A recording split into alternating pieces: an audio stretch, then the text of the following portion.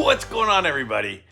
All right, first off, before I go any further, I mentioned it briefly on Wednesday, but I just want to thank everybody who showed up in the chat and watched live on the live stream from Tuesday night. I mean, I had high hopes. I was like, what if we could hit 100 people in the chat? That would be amazing.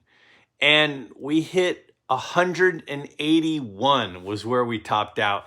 And pretty much all night, it was right around 165 to 170.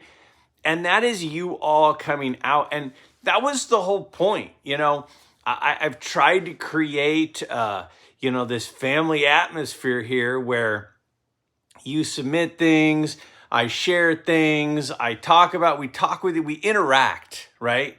But we haven't had a lot of opportunities to do that on the spot. A lot of you showed up. A lot of you were active in the chat. And I just wanted to say thank you again. I've got my February panel all set.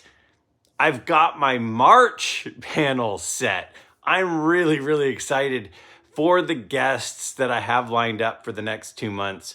You know, some people were saying, do this once a week. I'm going to do it once a month. It's just going to be a once a month thing. I really enjoyed it, but I put a lot of work into it, and I also have a family and they have to stay first, and they will stay first. So once a month is going to be it, but Tuesday's going to be February is going to be awesome. March is going to be awesome. And I'm starting to kind of think about what's going to happen after that. I will have a different panel in February. I have a different panel in March, and I'm really excited about both. Now, with that said, this whole thing about sharing and communicating and all of that, again, is the whole point of the channel. And one of the most fun ways we do that is in the community pickups videos. Well, you all have been sending me your pickups for over a year now, and I thank everybody who takes the time to do that. The deadline for December pickups for the midlife community, that is going to be Sunday, 2 days from now. So what's that put us at? The 19th. So Sunday, January 19th will be the deadline. Down below in the description of this video. So right below the video, there's an area for comments, and then there's a description. You might have to open that up. Inside there is a link. The link is going to take you to a Google form.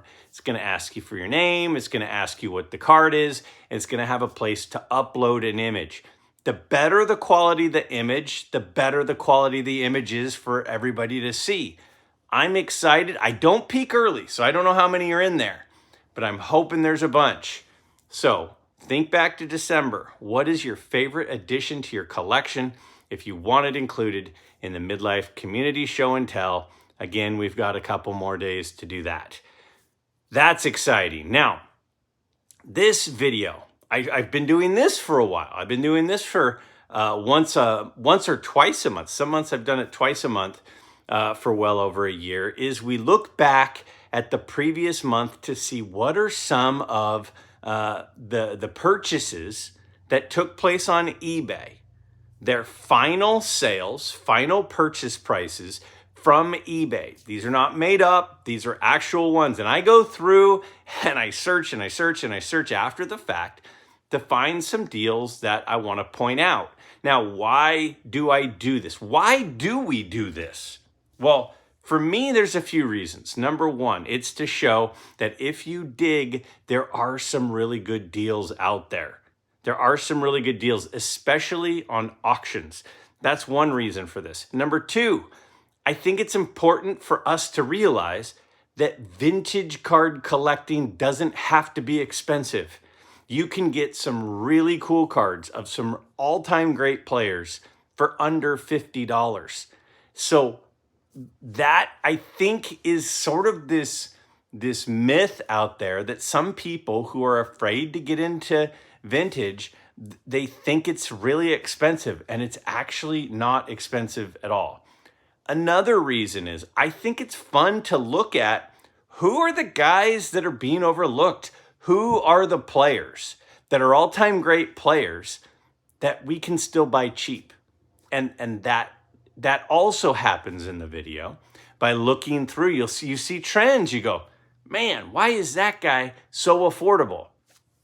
It also helps us to keep tabs on what the market is doing.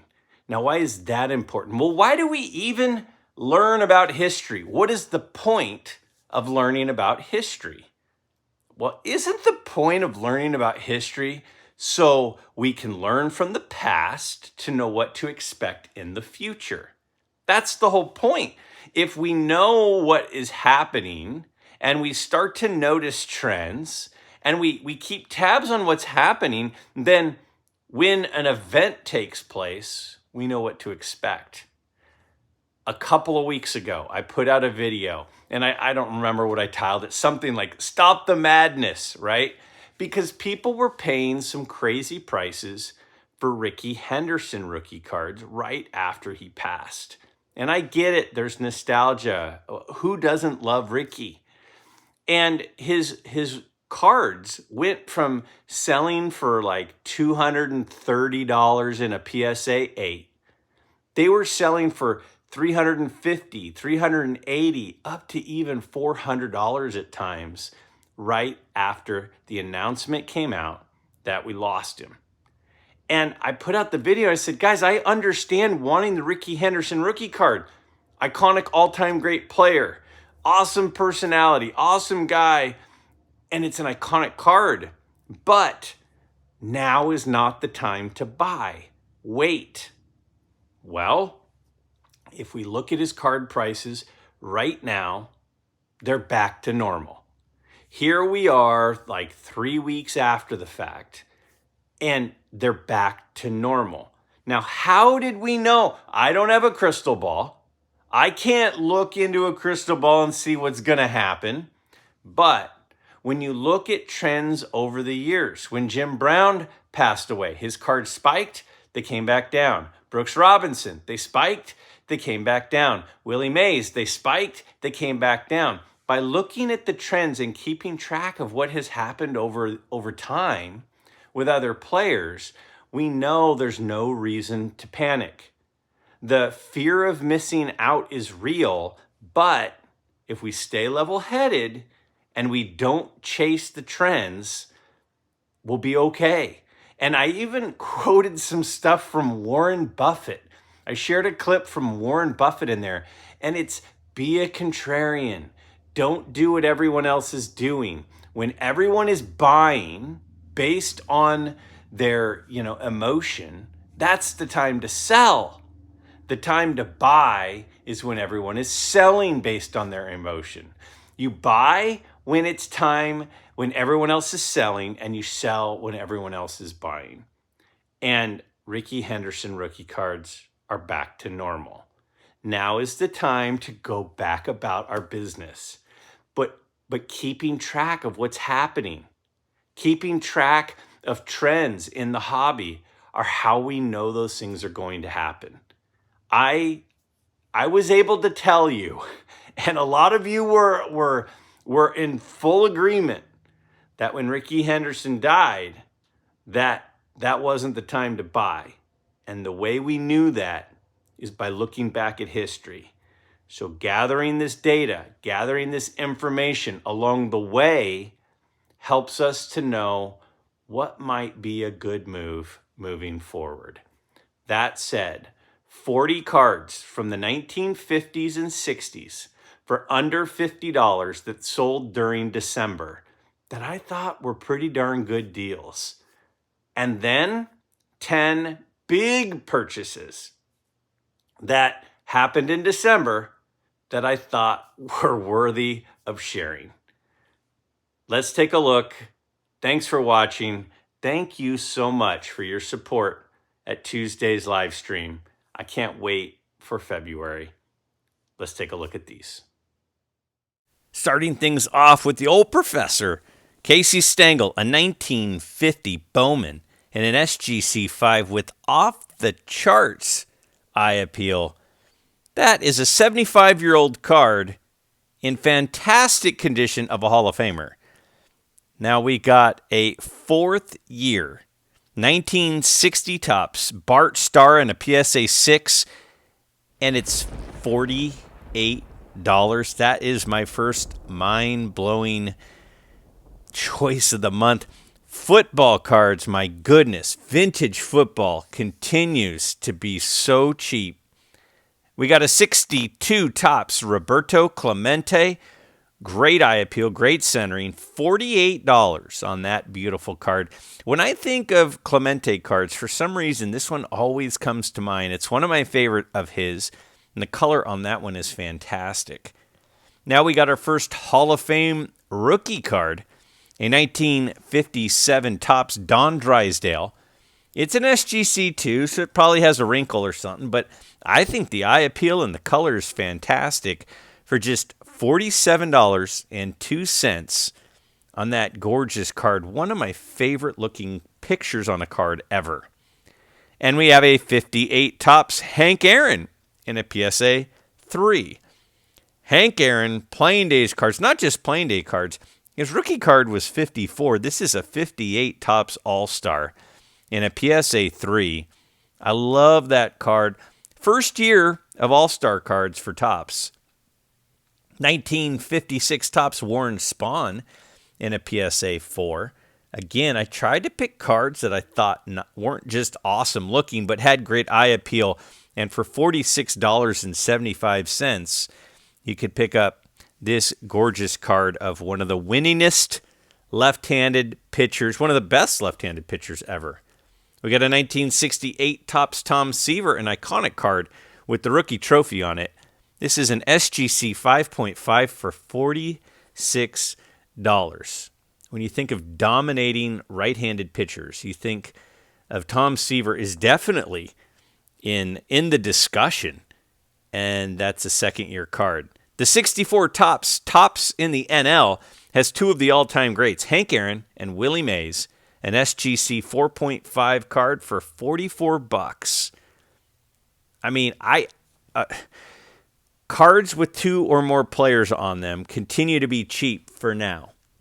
This is a second-year Harmon Killebrew. His rookie is in the 55 Topps set. This is a 56 Topps Killebrew. Perfectly centered, like perfectly centered.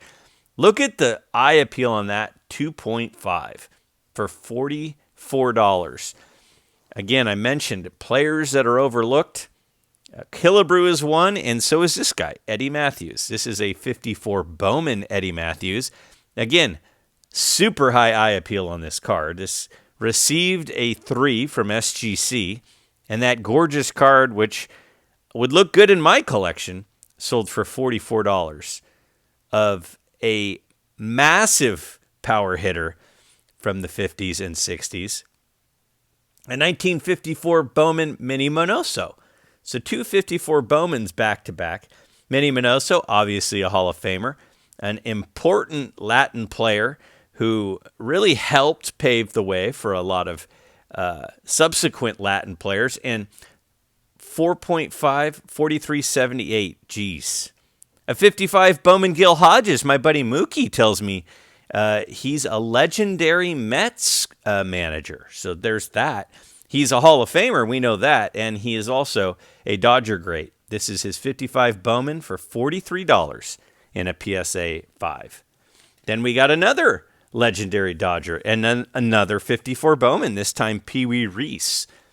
I tried again to pick high eye appeal cards. Look at the centering and the eye appeal on this beautiful Pee Wee Reese that cost somebody $42.99.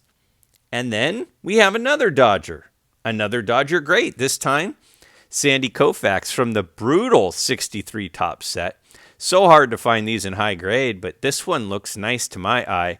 It's an SGC 2.5 of another one of the most dominating left-handed pitchers, and it was $41. A 52 Wheaties Stan Musial. Now, this is a set off a lot of people's radar, but I think is fantastic. They're hand-cut cards, so a lot of them receive authentic, but there are some really cool action and portraits of some all-time athletes, not just baseball, other sports as well. Check out that set if you haven't. I know my buddy Chris from Missouri loves them. A 64 Topps Sandy Koufax. So we have another Koufax. I love the 64 Topps Koufax. I think it's a fantastic picture. That card is great eye appeal. And it is another mind-blowing choice at just $40. I mean, that's a gorgeous card for $40. We got a basketball card, a 61 Fleer Dolph Schayes. This guy was like, all NBA first team. He's a Hall of Famer. He has 13, 14 All-Star appearances. And a 61 Fleer Dolph Schayes in an SGC4 sold for $40. And another Hall of Fame rookie card. This time we have Luis Aparicio, a PSA 2 from the 1956 set. And a well-centered one, $39 for Mr. Aparicio. That is a beautiful card as far as I can tell. Speaking of, here's a 65 Topps Roberto Clemente, a second of his cards that we've seen today. This one is an SGC 3. I love the 65 Topps set. It just has something about it catches my eye. And for $39, just $24 over the cost of grading, you could have that Roberto Clemente. Now, when we think of iconic cards from the 57 set, that's not a Hall of Fame card. How about the Ted Kluszewski? The Ted Kluszewski card, the no sleeves. I mean, how badass does he look in that card? And the eye appeal on that SGC 5 for $39. It's not all about Hall of Famers. That guy was a beast. We have a 67 Topps Joe Namath in an SGC 4, an early Namath card, $38.11. Again, I think it's high eye appeal. I tried to pick cards because one time I did this and my buddy Dylan goes, man, I just see a bunch of off-center cards, Greg. So I'm like, all right, I'll step up my game. How about another Hall of Fame rookie card, this time Sparky Anderson from the 59 Topps set. This is an SGC 6. Somebody paid $37.99. Look at the centering. Look at the eye appeal. I mean, that card, that's a gorgeous 6, isn't it? Another football card. This is a third year Johnny Unitas. I have this card myself. I think mine is a 6. I submitted it myself. And it absolutely blows my mind that a 1959 Johnny Unitas, third year Johnny Unitas in an SGC 4 would be $37. Speaking of left-handed pitchers that were dominant in the 50s and 60s, how about Whitey Ford? Look at that gorgeous 1961 Topps Whitey Ford card in an SGC 6 that someone bought for $35. I mean, that's a gorgeous card. A 6 is a really good grade, especially the way they're grading now. A 64 Topps World Series Game 1 Koufax, where it honors his strikeouts and his excellence in Game 1 for $34.99 in a perfectly centered SGC 5 card. Now we have another multiplayer card. Again, these things are really cheap. I don't really get it. This is a 58 Topps Rival Fence Busters. It's got Duke Snider and Willie Mays. Seriously, it literally blows my mind that you can get a card with Duke Snider and Willie Mays from 1958 that is centered like that in a 4.5 for $34.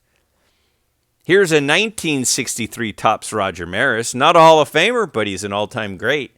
For $34, somebody bought an SGC 4.5. I mean, look at the image there. Look at his youth. He's got the Yankee cap on. He's looking up at the camera. Just a gorgeous card. A Willie Mays All-Star card from 58. Again, this is the first year Topps did All-Star cards. And this is an awesome one of a one Willie Mays. It received a 2.5 from SGC and set somebody back $33.51. A 1957 Topps Whitey Ford. When I see a card that is centered like that, from a year like that, with an image like that, it just jumps off the page to me. $33 for an SGC 5, 1957 Topps Whitey 4. That's just a beautiful addition that somebody put in their collection. One of the most beautiful sets ever is that 53 Bowman Color. This Monty Irvin in an SGC 4 was $32.01. Again, it's not perfectly centered, but it's well centered, and it's a gorgeous image of a really important Giant as they were making World Series appearances and were a dominant team in the National League. The first year of Topps is not 1952, it's actually 51, and this redback Duke Snider in an SGC 1.5, really well-centered card, sold for $32. Look at how young Duke Snider looks there. Now this I love these. Several of these sold. These are 1961 exhibit cards. They're Wrigley Field issues, and they're postcards. When you flip them over, it is a postcard. And this is Tris Speaker. Received a 5.5 from SGC, sold for $30.33. A handful of those sold last month, and I thought they were awesome and wanted to share them. 1954 Bowman, this time Larry Doby, sitting there on the steps at Yankee Stadium in an SGC 3, $29 on that beautiful card. To me, Larry Doby has a lot of great looking cards. That image on that card is as good as it gets. Speaking of Larry Doby, we're going back to back. This time a 53 Bowman Color Larry Doby in an SGC 3. Sold for $27.51. And again, those two, I must be on overload, but I'm like, that has to be. One of those two had to get my last choice as the most mind-blowing. How about 63 Fleer? Yes, Fleer had a baseball set in 1963, and it didn't have everybody, but it did have Bob Gibson, Carl Yastrzemski, it had Sandy Koufax, had a lot of great players, and this PSA 4 of Gibson was $22.83. Now, these 66 Topps rub-offs are super cool, and a few of them sold cheap last month. This Sandy Koufax in an SGC 3 sold for $22.82. So if you're looking for something a little bit off the beaten trail of the normal traditional releases, these rub-off cards are super cool, and that Koufax definitely caught my eye. Robin Roberts, a really good pitcher on a not-so-great team for a few years. The 51 Bowman Robin Roberts in a PSA 2 sold for $22.50. I'm pretty sure his rookie card is in the 49 Bowman set. So that would make this his third card. Now, in tribute to my buddy Scott at Reindeer Studios, I had to include this 1956 Topps Don Mossy. It received an SGC 6. I thought it had great eye appeal. He's obviously known for his hearing, and that's a tribute to you, my friend. A 1962 Topps Stamps Ernie Banks in a PSA 5. Yes, Topps had Stamps in 62. This Ernie Banks went for $21. My friend Dave recently gave me one of these of Stan Musial, his childhood favorite player. And a 1955 Bowman Elston Howard rookie card. Again, you don't have to be a Hall of Famer to make it into this list. You just have to be great. And this rookie card of Elston Howard sold for $20.50. I don't know. That was 40 pretty cool cards for under $50. And I tried to show quite a variety. So December moonshots, the big deal sales. Here's a 54 Johnston Cookies Hank Aaron in an SGC 5.5. Sold for $4,938.88. Now, these aren't crazy rare, but they're certainly not plentiful. And it's Hank Aaron, and it's 54. Yes, his rookie year. That was a cool one. One of my favorite Jackie Robinson cards, and I don't think you can ever go wrong picking up Jackie Robinson cards, is the 1950 Bowman Jackie Robinson. This one is a PSA 5, sold for $5,050. I thought it was a beautiful card. A couple of these sold last month, but this one seemed to catch my eye the most.